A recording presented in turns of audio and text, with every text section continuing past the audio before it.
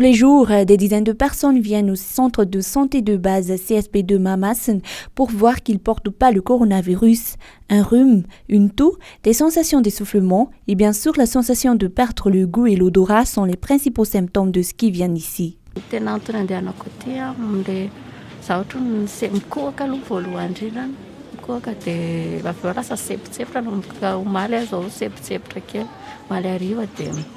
Zao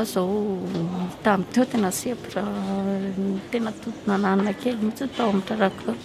dia hoe aleo aloha no hanina kely aty mba hita hoe ahoana ny tena sao dia tena le corona marina ve. Satria izaho nanomboka efa ela be voan'ny sery be mihitsiny a dia avy eo lasa misy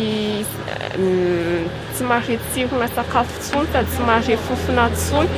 dia matahotra be zaho hoe sao sanatria Covid dia makaty izaho makatoko hoe Pour réduire l'affluence auprès des hôpitaux et des centres de traitement de Covid-19, le ministère de la Santé a mis à contribution les CSB pour les consultations. Ici, si les symptômes sont légers, mais que le patient est quand même soupçonné de porter le coronavirus, les médecins prescrivent immédiatement un traitement. Ce sera du paracétamol, de l'azithromycine, de la vitamine C, du magnésium, de l'hydroxychloroquine et bien sûr les CVO. Ces médicaments sont gratuits, précise le médecin-chef.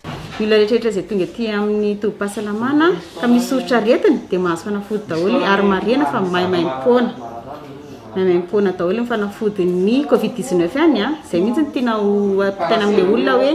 ny fanafodin'ny Covid-19 maimaimpona amin'izao a tsy mandray ny PCR positif intsony zahay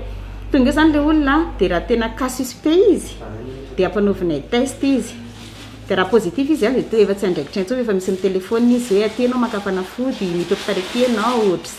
tests prescrits par le CSB de Mamassen peuvent néanmoins se faire auprès même du CSB, mais pour en bénéficier et ne pas aller dans les longues files d'attente du villageois, le patient doit accepter de se faire traiter au CVO plus gélule dans sa forme curative.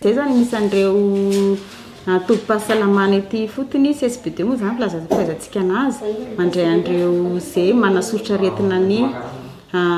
Covid-19. Zay zany ato miara-miasa misy centre KNARP zay dia miara-miasa amin'zareo zay dia izay manao test fa iny test iny misy fepetra. Raha ohatra ka positif dia safidin'ilay olona izay voalohany dia efa apetraka tsara ny anona hoe manasafidy anankiroa ianao raha anao le test ianao dia raha positif ianao zany dia CVO gélule curatif no traitement anao fa tsy le traitement misy azithromycine sy ihany